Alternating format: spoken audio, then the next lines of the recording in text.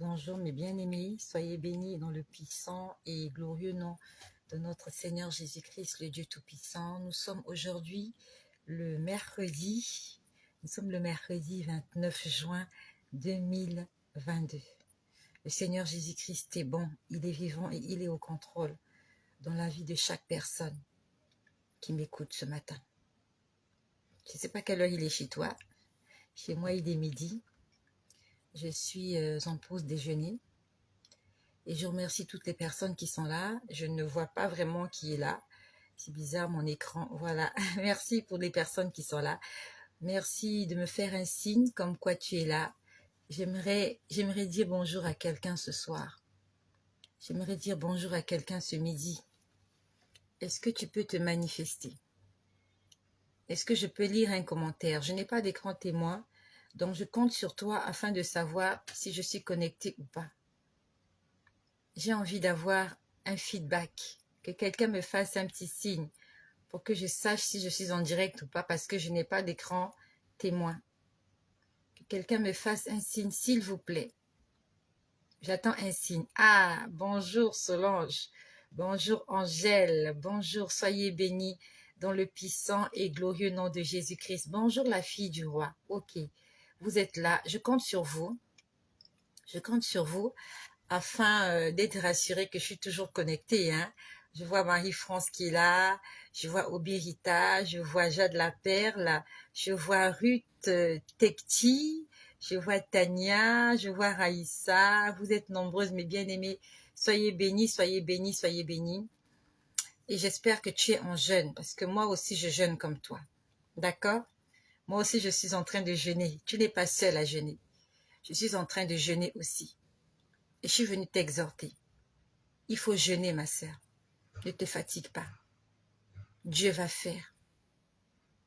Je vois Corinne Arlette qui est là. Ah, c'est une nouvelle bien-aimée qui est là.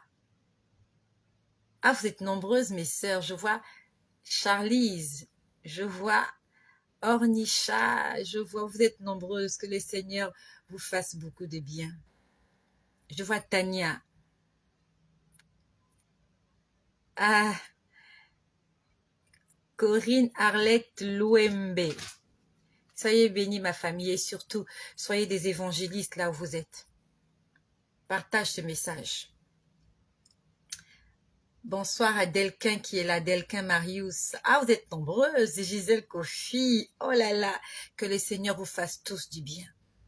Que le Seigneur console vos cœurs.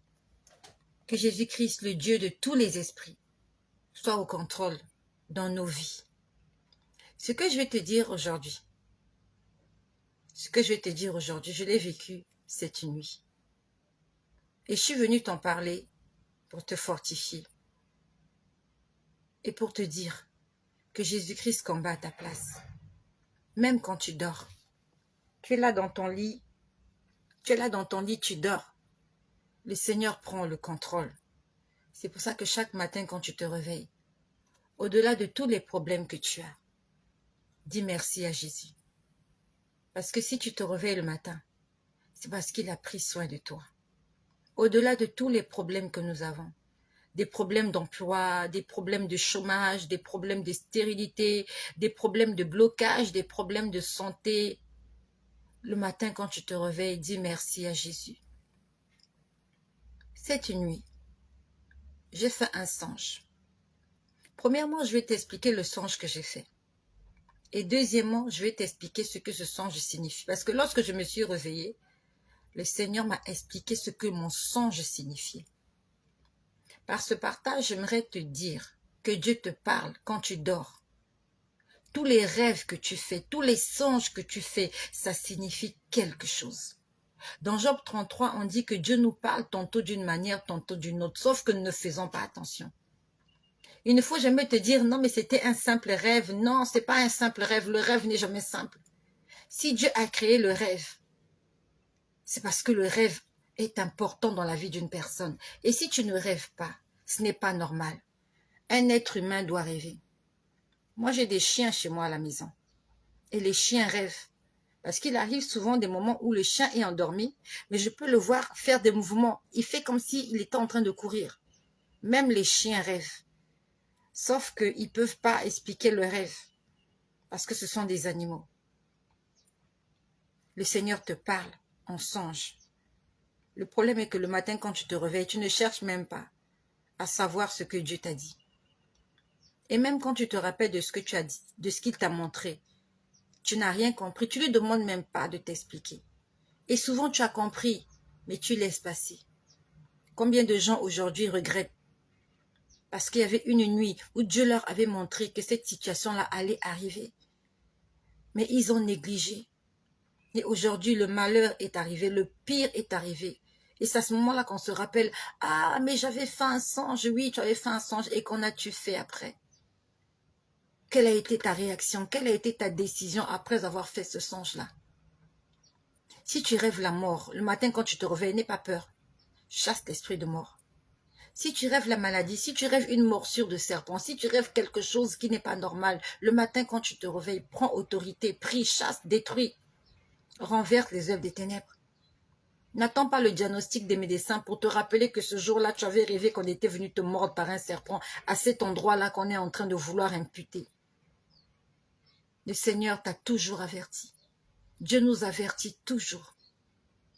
Dieu ne fait pas les choses par surprise. Dieu nous avertit toujours. Donc, dans mon songe, j'ai dormi hier, je crois qu'il était minuit. J'espère que vous êtes toujours là. Hein. Vous êtes tellement calme. Quand vous êtes calme, je me pose des questions. Est-ce que je suis toujours en ligne ou pas? Là où je suis, il n'y a pas le Wi-Fi, donc ce sont mes données mobiles que j'utilise. Ah, ok, vous êtes là, merci. Donc cette nuit, je fais un songe. Dans le songe que je fais, j'étais dans une voiture. Et par expérience, quand je vois la voiture, en fait, je sais que la voiture, c'est ma vie. La voiture, c'est ma vie sur cette terre.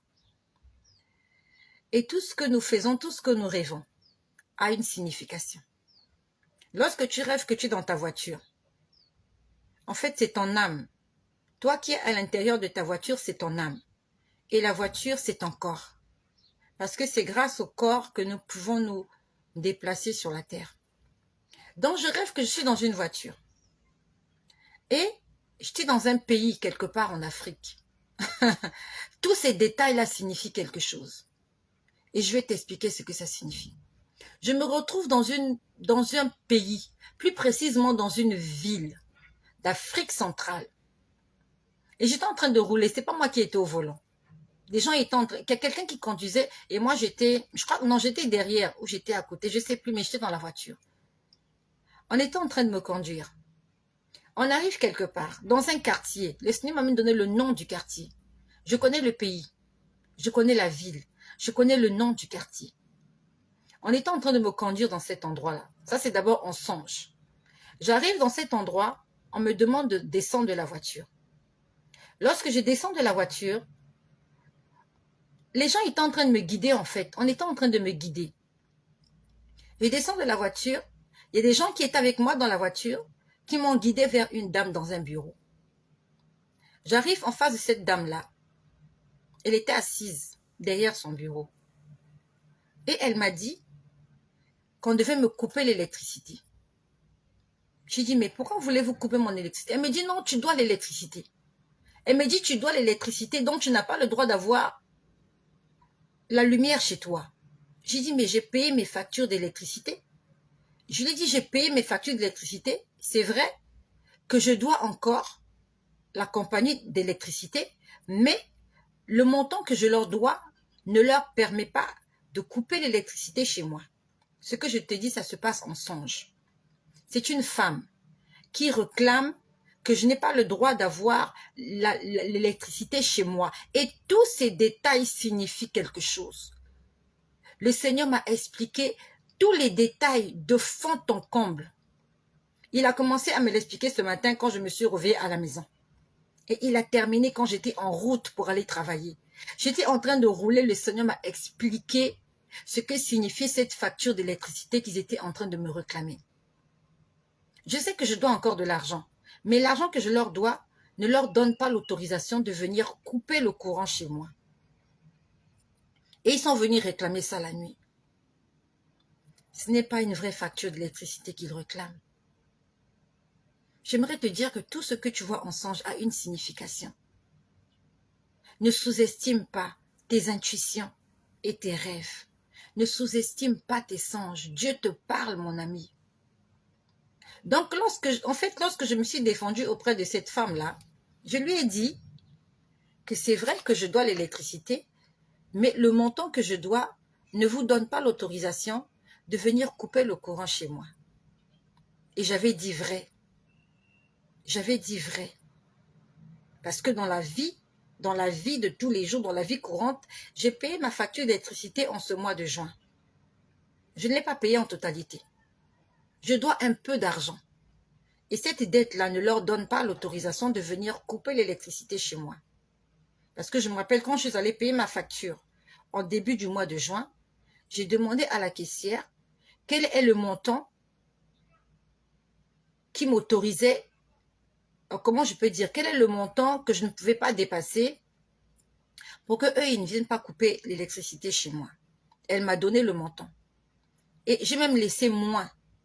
Elle m'a donné un montant, j'ai même payé plus que ce qu'elle m'avait dit comme montant. Et ça s'est répercuté dans mon rêve cette nuit. Donc, je suis toujours dans mon rêve. Donc, lorsque j'ai dit à cette dame-là que vous ne pouvez pas me couper le courant chez moi, on m'a demandé de m'asseoir quelque part et d'attendre. Je me suis assise quelque part, j'attendais. Cet endroit-là, on a fait le rond-point, on a pris la gauche et on est descendu. En fait, les maisons c'était un peu en bas, les maisons. C'était comme, comment je peux dire? Comment je peux dire ça? Comment je peux dire ça? C'était comme une colline, on va dire ça comme ça. C'était comme une descente, voilà. Pour accéder à cet endroit-là où les gens me demandaient des comptes, on est descendu. On est descendu. Et après, on me demande de m'asseoir quelque part. C'était des bons. C'était des bons. Je me suis assise là, on me demandait d'attendre. On m'a demandé d'attendre. Et j'attendais dans cet endroit-là. Et je vois des gens venir. Ils étaient au nombre de 3. Il y a 3 messieurs qui se sont approchés de moi. Ils sont venus avec un papier. Et sur ce papier-là, il y avait un dessin. Le dessin d'une femme. Et ils étaient en train de me poser la question. Ce dessin-là, c'est toi? J'ai vu le dessin, j'ai dit non, c'est pas moi. Ils m'ont dit, mais c'est le dessin qu'on nous a porté. Non, en fait, c'était un dessin. En fait, ils ont dit, c'est le portrait qu'on nous a apporté de toi. Sauf que c'était un dessin fait sur du papier. J'aimerais te dire que tous les détails, tout ce que les seigneurs te montrent en songe a une signification. Même ce dessin-là a une signification. Je vais te dire ce que ça signifie. Parce que le Seigneur m'a expliqué. Ils m'ont montré un dessin. Et le dessin-là se trouvait dans leurs mains. Et ils m'ont dit que ce dessin-là, c'est quelqu'un qui leur a donné le dessin. Et ce dessin-là, c'est quelqu'un qui a essayé de me dessiner. Sauf que ce dessin ne me ressemblait pas. Ce dessin, la personne sur le dessin était habillée comme moi, mais le visage n'avait aucun rapport avec ma personne. Quand j'ai vu le dessin, j'ai dit, mais le vêtement, c'est le mien. Mais le visage n'est pas le mien. Le visage n'est pas le mien. Et je me rends compte que je n'étais pas seule dans cet endroit. Quand ces hommes-là étaient en train de m'interroger, il y a quelqu'un qui a parlé. Et la personne qui m'accompagnait dans cet endroit, au départ, je ne la voyais pas. Quand je l'ai vu, la personne, j'étais avec mon avocat. Il y a un avocat que j'ai contacté pour un petit problème. Il s'appelle Yvon. C'est un avocat à la Cour suprême. Et je vois l'avocat, dans mon songe, il est assis juste en face de moi. Et il m'accompagnait. Et il a dit à ces gens-là, laissez cette dame-là partir. Vous n'avez rien contre elle, laissez-la partir. Et ces 3 hommes-là, ils ont dit, ok, elle peut partir. On s'est levé avec l'avocat. Il m'a conduit vers la sortie. On a monté des escaliers, on montait les escaliers. Et quand on montait les escaliers, il y a quelque chose que j'ai vu en moi. Ma robe était déchirée. J'avais porté une robe mais déchirée. Vraiment, j'avais les cuisses dehors. J'ai été choquée. Je me suis dit, mais comment je peux me promener avec une robe déchirée comme ça? Tous ces détails-là signifient quelque chose. Je crois que je me suis réveillée ce matin, il était 5 heures. Mon réveil a sonné à 5 heures. Et à 5 heures, quand je me suis réveillée, j'étais en train de prier au fond de mon cœur. J'étais juste en train de dire merci au Seigneur pour la journée. Je lui disais merci. Le Seigneur a commencé à m'expliquer le songe. Il m'a dit ceci. Dans ce pays d'Afrique où tu étais retrouvé cette nuit, dans ce pays d'Afrique centrale, dans cette ville, il m'a même donné le nom du quartier. Il m'a dit, tu t'es retrouvé là-bas parce qu'il y a eu des prières d'imprécation contre toi cette nuit. Écoute-moi bien. Il y a eu 3 individus, des féticheurs, des marabouts. Ils sont au nombre de 3. Ce sont des hommes, maximum 50 ans. Ils sont dans le faux et usage de faux. Ils donnent des porte-monnaies magiques aux gens. Ils sont dans la falsification des documents. Ils sont dans, comment on appelle ces gens, les faussaires là, ceux qui multiplient des faux billets. Non seulement qui multiplient les faux billets, ils sont dans le faux et usage de faux, mais ils sont dans l'occultisme. Ils font du fétichisme. Ils reçoivent des gens, ils font des pratiques bizarres. Et ces gens-là, ils ont fait des prières d'imprécation contre moi. Et pendant qu'ils faisaient les prières d'imprécation contre moi, ils étaient en train d'appeler mon nom. Moi, je m'appelle Estelle. Pourquoi je t'en parle? C'est pour te dire que pendant que tu dors la nuit, il y a des gens qui font des prières d'imprécation contre toi. Il y a des gens qui essayent d'appeler ton esprit pour te tuer, pour te faire du mal. Ils étaient en train de prononcer mon nom. Non seulement qu'ils prononçaient mon nom, mais ils avaient ma photo. Ce n'était pas une photo, c'était un dessin. Et ça avait été très mal fait. Et mon esprit s'est retrouvé dans cet endroit. Pas pour que je sois livrée, mais je me suis retrouvée là parce que le Seigneur avait des choses à me montrer. Il y a quelqu'un qui leur a envoyé ma photo. Je ne sais pas là où la personne a trouvé ma photo. Mais cette photo-là, elle est fausse. Je suis venue te dire que si tu marches dans la vérité, si tu crois en Jésus, même si la nuit pendant que tu dors, des gens font des prières d'imprécation, l'image qui va apparaître, ça sera une fausse image de toi. Ils ne pourront pas te faire du mal. Accroche-toi à Jésus.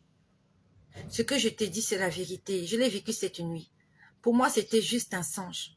Et quand je me suis réveillée le matin, le Seigneur m'a dit, on leur a envoyé ton image. Et comme l'image ne cadrait pas avec toi, ils ont appelé ton nom. Et ton esprit s'est retrouvé là-bas. Mon esprit s'est retrouvé là-bas. Ils ont commencé à me questionner. J'ai fait le chemin normal. Moi, j'ai cru que c'était un rêve, mais j'ai fait le chemin normal. J'ai pris le rond-point. Je connais le quartier. Je connais le quartier. On m'a donné le nom du quartier. J'ai fait le rond-point. On est arrivé quelque part, on est descendu. Et quand j'étais en face de la dame qui me demandait que je devais l'électricité, qu'il fallait couper l'électricité, le Seigneur m'a expliqué ce que cela signifiait. Le Seigneur m'a dit, ce n'est pas l'électricité, c'est la lumière du Saint-Esprit qui est chez toi. Ils veulent éteindre ta flamme. Ils veulent couper ta lumière. Et ils ont des actes de condamnation contre toi. Ils ont dit que tu leur dois. Moi, j'ai entendu ça comme une facture d'électricité. Mais ce n'est pas l'électricité, c'est la lumière. Ils veulent couper la lumière chez moi. Ils veulent que ma maison soit plongée dans le noir spirituel. Ils veulent que ma vie soit plongée dans le noir. Parce que pour qu'un voleur entre chez toi, la meilleure des situations, il faut que la maison soit plongée dans le noir. Parce que si la maison est dans le noir, tu ne pourras pas le voir. Même s'il a des caméras, les caméras ne pourront pas le filmer dans le noir. Le diable veut que tu perdes ta flamme. Le diable veut que tu perdes ta relation avec le Seigneur. Parce que c'est lorsqu'il y aura coupure d'électricité dans ta vie. C'est à ce moment-là que lui, il sera fort. et qui va venir te voler, te piller, t'égorger et te tuer. N'éteins pas cette flamme-là. Garde la lumière allumée dans ta maison. Garde la flamme, garde la foi, garde cette vie ardente de prière que tu n'abandonnes pas. Moi, j'entendais ça comme une facture d'électricité. Mais ce n'est pas l'électricité. En fait, ils étaient en train de me dire, tu n'as pas le droit d'avoir la lumière chez toi parce que la lumière qu'il y a chez toi nous empêche de venir chez toi. Il faut qu'on coupe chez toi. Heureusement que j'avais des arguments. Je leur ai dit, c'est vrai que je dois, mais la somme que je dois ne vous donne pas le droit de venir couper l'électricité chez moi.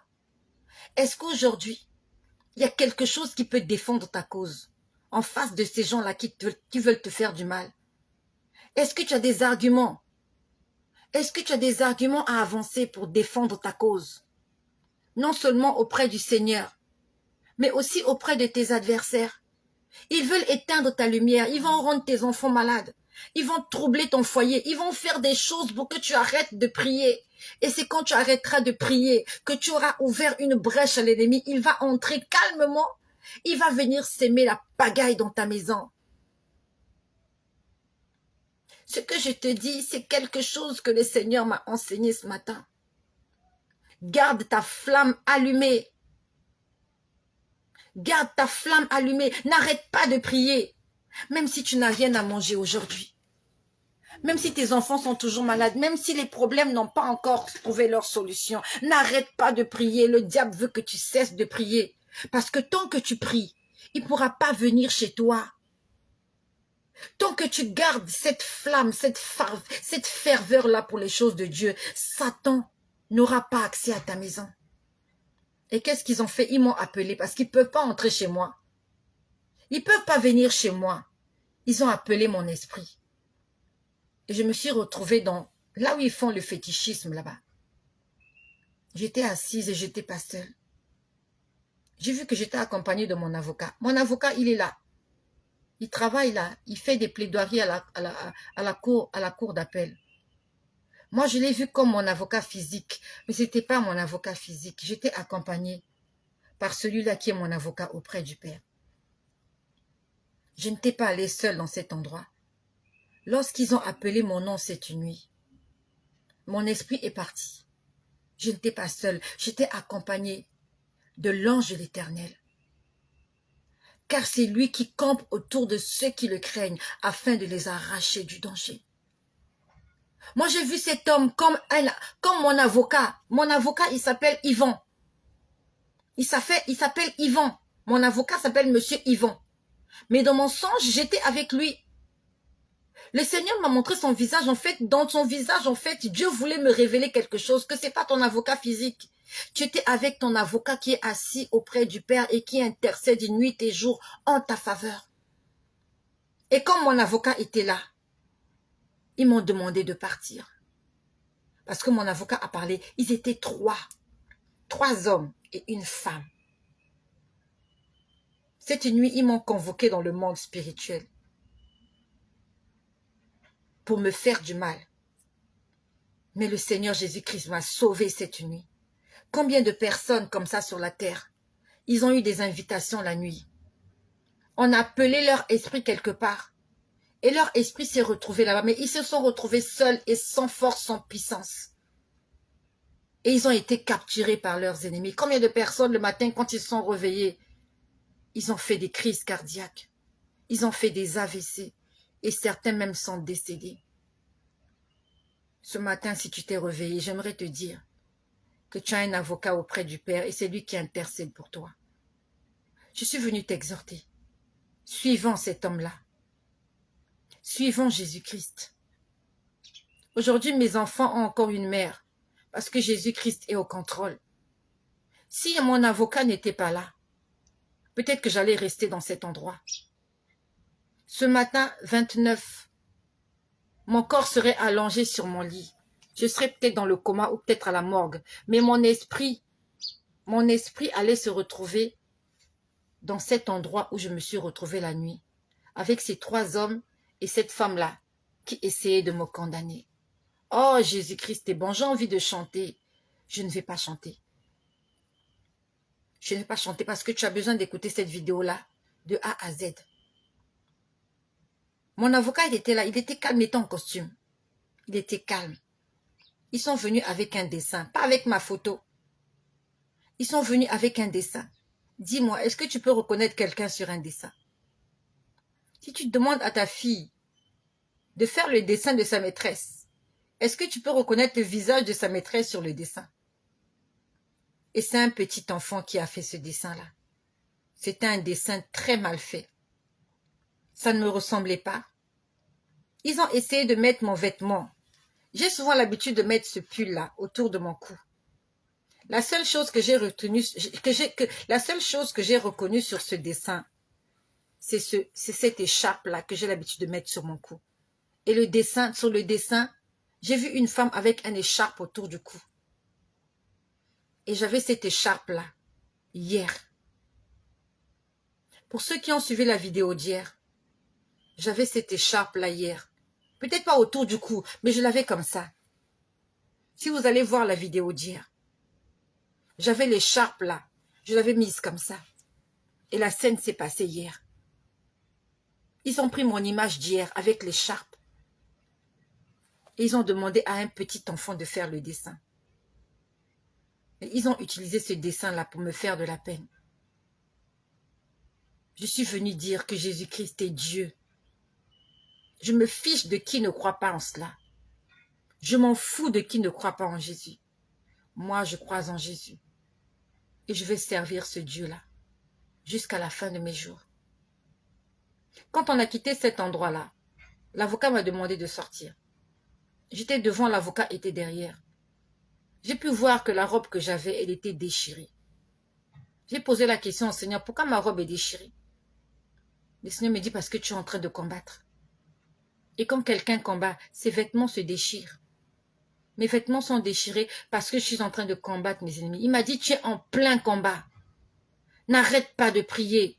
Tu es en train de combattre. Même si tes vêtements sont déchirés, mais ta nudité n'est pas encore dévoilée. Ma robe, c'était une robe. Elle était juste déchirée en bas comme ça. C'est comme si on avait arraché. Mes parties intimes étaient protégées. Mon intimité est protégée par le Seigneur. Même s'il peut voir mes genoux, même s'il peut voir mes mollets. Mais mon intimité est sous le contrôle du Seigneur. Garde ton intimité. Ta relation avec Jésus, elle ne doit pas changer. Quelles que soient les difficultés. Et tu sais pourquoi je suis combattue? C'est une histoire de travail. C'est à cause de mon travail. Si tu as un travail, dis merci au Seigneur pour cette rémunération-là que tu as. Mais il faut que tu saches que toutes les personnes qui t'entourent, tous ceux qui travaillent avec toi, ne sont pas forcément tes amis. On doit faire attention. Ce n'est pas un combat familial.